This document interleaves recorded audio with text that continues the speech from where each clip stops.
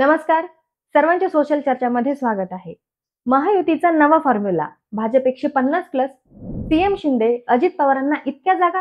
पाहू अमित शहांच्या बैठकीतील inside story. व्हिडिओला सुरू करण्यापूर्वी आमचे नवनवीन व्हिडिओ आपल्यापर्यंत पोहोचण्यासाठी चॅनलला सबस्क्राईब करा.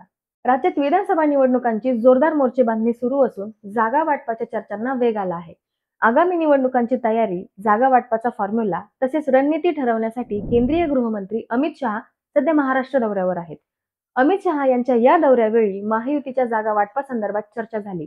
या चर्चेमध्ये भारतीय जनता पक्षाने 150 जागा लढवाव्या आणि शिवसेना शिंदे गट, अजित पवार गटाने राहिलेल्या जागा वाटून घ्याव्या असा नवा फॉर्म्युला तयार झाल्याचे विश्वसनीय सूत्रांनी सांगितले आहे.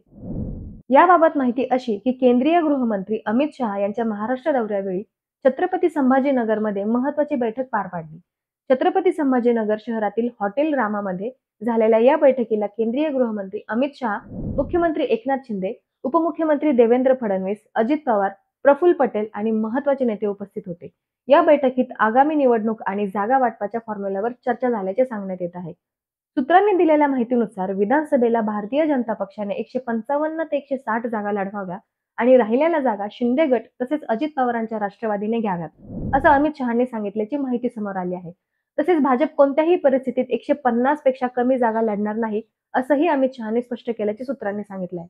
भाजपने 155 ते 160 जागा लढवल्यास शिवसेना शिंदे गटाने 80 ते 85 जागा लढवाव्या, तर राष्ट्रवादी अजित पवार गटाला 55 ते 60 जागा देण्यात याव्या, असा फॉर्म्युला या बैठकीत मांडला गेल्याची माहिती सूत्रांनी दिली आहे.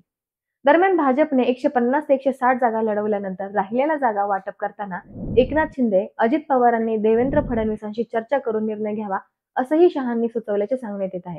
थोडक्यात भाजप 150 पेक्षा कमी जागा लढवणार नाही असा निर्णय या बैठकीत झाल्याचे स्पष्ट होत आहे. तर मंडळी, तुम्हाला काय वाटतं, कोणाला किती जागा भेटू शकतात हे आम्हाला कमेंट करून नक्की सांगा. आणि जर तुम्ही हा व्हिडिओ फेसबुक आणि इंस्टाग्रामवर पाहत असाल तर आम्हाला नक्की फॉलो करा, म्हणजे आमचे येणारे नवनवीन व्हिडिओ तुमच्यापर्यंत पोहोचतील.